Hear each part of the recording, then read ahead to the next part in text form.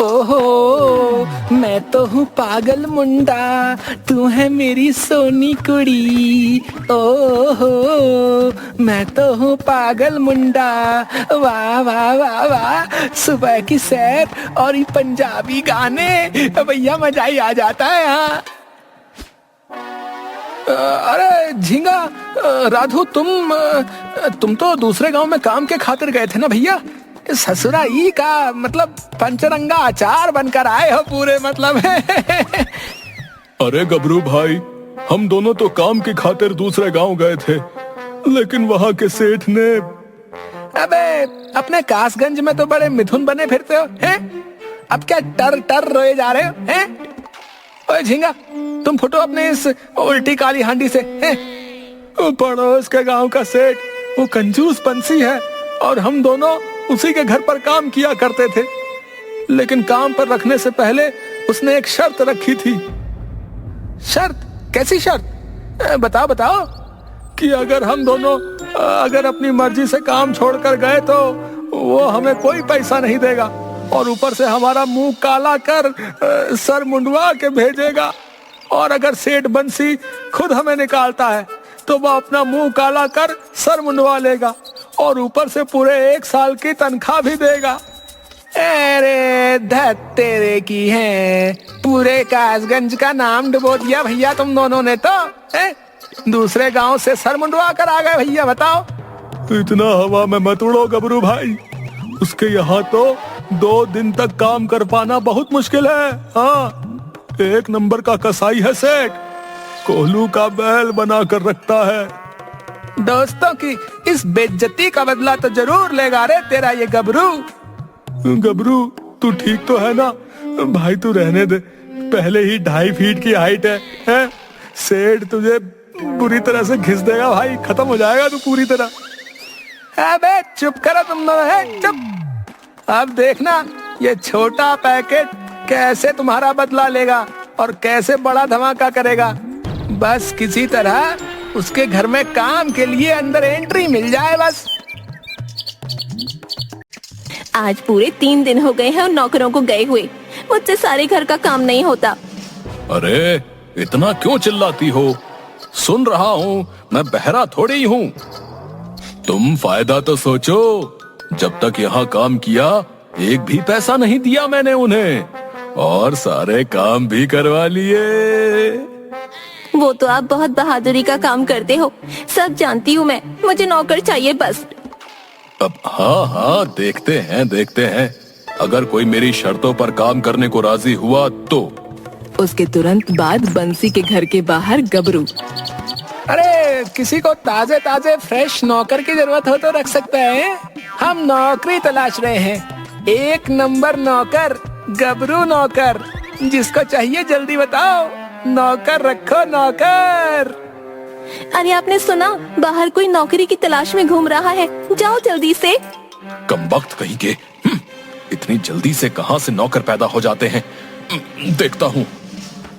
बंसी गेट के पास जाकर इधर उधर देखता है, लेकिन नीचे कम हाइट का गबरू नजर नहीं आता। तुम्हारे कान फड़फड़ा रहे थे क्या? बाहर तो कोई नजर नहीं आ रहा। अरे क्या तुम बाबूराव की तरह इधर उधर झांक रहे हो भाई? अरे नीचे देखो, नीचे हम यहाँ खड़े हैं भैया।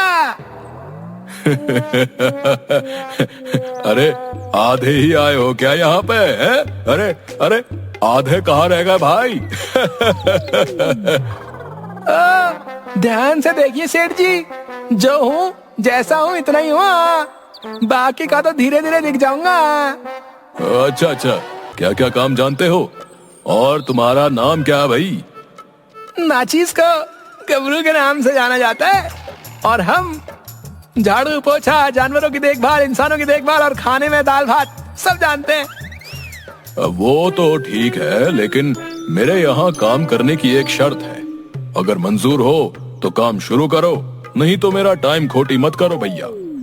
अरे सेठ जी, आप बताओ तो सही, जो भी शर्त है मुझे मंजूर है। बिना कुछ सुने ही मंजूर है। एक बार काम शुरू कर दिया तो अगर अपनी मर्जी से भागे तो तुम्हारा सर मुंडवा कर, मुंह काला करके, बिना किसी तनख्वाह के जाना होगा। और अगर आपने निकाल दिया तो? अभी एक पर्चा लिख कर रख लो। अगर शर्त के अनुसार मैं तुम्हें निकालता हूँ तो पूरे 1 साल की तनख्वाह दूंगा और साथ में अपना सर मुंडवा कर मुंह काला भी कर देना। ये कही आपने सेठों वाली बात है।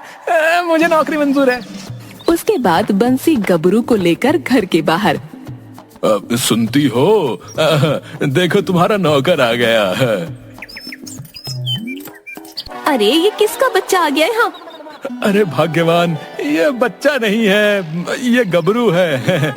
आज से नौकरी करेगा यहाँ, और वो भी शर्त के अनुसार। समझी? जी समझ गई, लेकिन ऐसा ना हो इसका काम हमें करना पड़े। सेठानी जी आप निश्चिंत रहिए, आज से सारे काम हम ही संभालेंगे। गबरू, तुम्हें हमारी रज्जो की सेवा में रहना है और हमारे बच्चों की देखभाल भी। इसके साथ साथ हमारे खेतों के काम भी करने होंगे। हाँ, बाकी सब घर के छोटे मोटे काम सब करूंगा सेठ जी, सब करूंगा। बड़े तसल्ली बख्श तरीके से करूंगा। अगले दिन सेठ बंसी अपनी बीवी और बेटे के साथ बैठा होता है। अरे गबरू कहाँ मर गया रे? आपने बुलाया और हम चले आए। जी सेठ जी बताइए, हुक्म कीजिए। अबे चक्की पांडे के फूफा है। अबे राजू को जोर से पोटी है, घर का संडास खराब है, इसको खेतों में हल्का करवा ला जा। जैसी आपकी इच्छा सेठ जी, अभी गया समझो। चलो राजू। राजू को साथ खेतों की तरफ ले जाते हुए और ले जाकर एक झाड़ी के पीछे पोटी करने बैठा दिया। इस कंजूस सेठ ने तो राजू को पोटी करवाने को कहा है, सूसू नहीं। कहीं ये कमबख्त सूसू ना कर दे। ओहो सुन सुन, हाँ राजू के बच्चे, तेरे बाप ने मुझे सिर्फ पोटी करवाने को कहा, समझा? अगर गलती से भी तुमने सूसू कर दिया ना तो तेरा सर मुंडवा दूंगा, समझ लेना, सोच लेना, बता रहा हूँ। अरे गबरू भैया, बिना सूसू के पोटी कैसे करूं? सूसू तो पहले आ रही है। वो तेरी मर्जी है, जैसे मनाए कर। मैं तो शर्त की बात बता रहा हूँ। अब गलती से अगर सूसू निकल गया साथ तो ये मेरे बाल काट लेगा, क्या करूं? अरे राजू के बच्चे, ओए, अगर निपट लिया हो तो चले, या फिर यहीं डेरा डालना है? हाँ चलो। राजू घर की तरफ बढ़ने लगता है, तभी पीछे गबरू। देखता हूँ कहीं इस कमबख्त ने एक साथ ही तो सूसू और पोटी नहीं कर दिया। अरे इस राजू के बच्चे ने तो पोटी भी नहीं की। खैर कोई बात नहीं। इसके बाद राजू को लेकर गबरू घर आ जाता है। घर पर रज्जो गबरू से, अरे वाह, मेरा बेटा राजू आ गया। अरे सेठानी जी, पूरी तसल्ली बख्श तरीके से करवा कर लाया हूँ, आप बेफिक्र रहिए।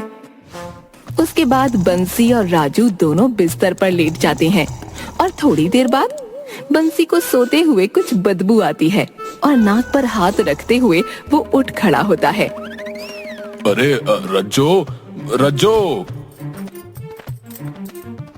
घर में कुछ जल रहा है क्या?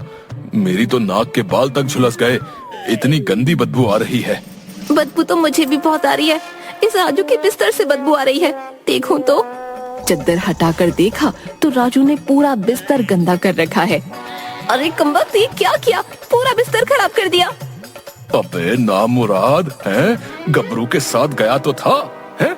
सारी वही कर लेता, घर के लिए रखनी जरूरी थी क्या बे? पापा, गबरू ने मुझे पोटी करने नहीं दी। उसने कहा कि अगर मैंने पोटी के साथ सूसू किया तो मेरे बाल काट लेगा। इस गबरू की ये मजाल मेरे लाल को पोटी तक नहीं करने दी। आप अभी इसकी खबर लो। अबे गबरू, तेरी तो मैं। इधर आ। जी सेठ जी, बंदा हाजिर है, हुक्म कीजिए। हुक्म के बच्चे, तुमने राजू को पोटी नहीं करने दी। देख, उसने ये सब जगह रायता बिखेर दिया है। सरासर इल्जाम है सेठ जी। देखो तो, छी छी छी छी, रात की सारे कड़ी चावल बिस्तर पर लाकर रख दिए इस राजू ने तो। छी छी छी छी, मैं तो इसे पोटी करवाने लेकर गया था, इसने पोटी करी ही नहीं। इसमें भला मेरा क्या कसूर? राजू तो बता रहा था कि तुमने कहा कि पोटी करते हुए सूसू मत करना, वरना तेरा सर मुंडवा दूंगा। जी बिल्कुल सही फरमाया सेठ जी। अबे 2.5 बिलांद के हैं, कमक्ल हैं, बिना सूसू किए पोटी भला कैसे करेगा वो? गलत बात है सेठ जी, बात पॉटी करवाने की हुई थी, ना कि सुसु की। आपको सुसु की बात पहले बतानी चाहिए थी। आपने जो हुक्म दिया था मैं भला उसे कैसे न मानता। अबे बेवकूफ, दूर हो जा मेरी नजरों से। ऐसी बात है तो लो जी, दूर हो गए दूर। गबरू के जवाब, ये किस पागल को रख लिया नौकरी पे, भगाओ इसे यहाँ से। अरे शर्त के मुताबिक इसे भगाने का मतलब है मेरा नुकसान, 1 साल की तनख्वाह और अपने बाल मुंडवाने पड़ेंगे। नहीं, कुछ और सोचना पड़ेगा। इसे कुछ ऐसा काम दो कि ये खुद ही नौकरी छोड़ के भाग जाए। सही कहा रज्जो, इसको तो मैं ऐसा फंसाऊंगा कि याद रखेगा कि सेठ बंसीलाल नाम की भी कोई चीज है। हाँ। अगले दिन। अबे गबरू, ओ गबरू। फरमाइए सेठ जी, बंदा हाजिर है। गबरू, एक टोकरा लो और उसमें क्यारी के लिए चिकनी मिट्टी ले आओ जंगल से। मैं काम से जा रहा हूँ। जी सेठ जी, जैसा आप कहें। आप तसल्ली बख्श तरीके से हो आइए बाहर से। और हाँ, तुम्हारी सेठानी जैसा कहें ठीक वैसा ही करना, कोई शिकायत ना मिले। जी सेठ जी, आप बेफिक्र रहे हैं। उसके बाद गबरू टोकरा और एक कुदाल उठाकर खेतों की तरफ चलता है। ए साला, मैं तो साहब बन गया। ओए होए, साहब बन के और तन गया। ओए होए, गबरू तू तो सच में कमाल का सिंगर है रे। चलते हुए बहुत ही दूर आ गए हैं, जंगल ठहरा बहुत दूर। ससुरा, यहीं से कंकड़ वाली मिट्टी ले जाता हूँ। गबरू ने वहाँ से मिट्टी भरी, लेकिन उससे टोकरी उठाई नहीं जा रही थी। जैसे तैसे करके उसने टोकरी सर पे उठा ली और घर पहुँचकर सेठानी के सर के पास रखकर, अरे सेठानी जी, मिट्टी ले आया हूँ, इसे कहाँ फेंकूं? अरे बेवकूफ, मेरे सर के पास आकर खड़ा हो गया, फेंक दे मेरे सर पे। अच्छा जी, ऐसा तो लीजिए। हे भगवान, मार दिया इस बेवकूफ ने। तभी वहाँ बंसी आ जाता है। अरे रज्जो, क्या हुआ? यह चोट कैसे लगी? उस 1.5 फुटिए गबरू ने सर पे मिट्टी की टोकरी फेंक दी। अबे गबरू, गबरू। जी आया जनाब, बंदा हाजिर है। अबे गधे, है हमारी रज्जो का सर फोड़ दिया, अब इसकी मरहम पट्टी का भी खर्चा। ये क्या किया तुमने? आपकी आज्ञा का पालन सेठ जी। अबे गधे, मैंने कब कहा ऐसा करने को? आपने ही कहा था सेठ जी, जैसा सेठानी कहे बात माना करना। बस उन्होंने कहा सर पे मिट्टी फेंक दो, मैंने फेंक दी। हाय, किस पागल से पाला पड़ गया, वो तो मैंने गुस्से में कह दिया था। सेठ जी, मैं ठहरा मामूली नौकर, भला मेरी क्या मजाल कि मैं आपकी बात टाल सकूं। मैंने तो आपकी और सेठानी की बात ही मानी है, वरना मिला लो पर्चा। शर्त के अनुसार अगर मैंने कोई गलत काम किया तो निकाल दो मुझे। हाँ। अरे बस कर ना मुराद, बस कर। तुम तो गुस्सा हो गए। कोई बात नहीं, हल्की फुल्की चोट तो लगती रहती है ना? अगले दिन दोपहर में। अरे गबरू, कहाँ रह गया गबरू? जी सेठानी जी, हुक्म कीजिए। सुन, ये घर पे नहीं है, देख जरा चौपाल पे बैठे गप मार रहे होंगे। उनसे कहो कि घर में दाल चावल कुछ नहीं है, कुछ पैसे दे दे राशन के लिए। अभी गया सेठानी जी। चौपाल पे सेठ बंसी और 2 लोग बैठे गप में लड़ा रहे थे। अरे सेठ जी, घर में दाल चावल सब खत्म है। आप कैसे कंजूस आदमी हो, जल्दी से पैसे निकालो, बाजार से सामान लाना है। अबे गधे, हैं? इसमें चिल्ला चिल्ला कर कहने की क्या बात है? हैं? आराम से मेरे कानों में भी तो बता सकता है ना? हैं? सारे गांव में इज्जत का फलूदा निकाल रहा है कमबख्त कहीं का। 4 आदमियों के सामने धीरे बोला कर। ये पकड़ पैसे और जा यहाँ से, आता हूँ कुछ देर में, चल जा। जैसा आप कहें सेठ जी, अगली बार बिल्कुल नहीं चिल्लाऊंगा, बिल्कुल धीरे से बात करूंगा। हाँ।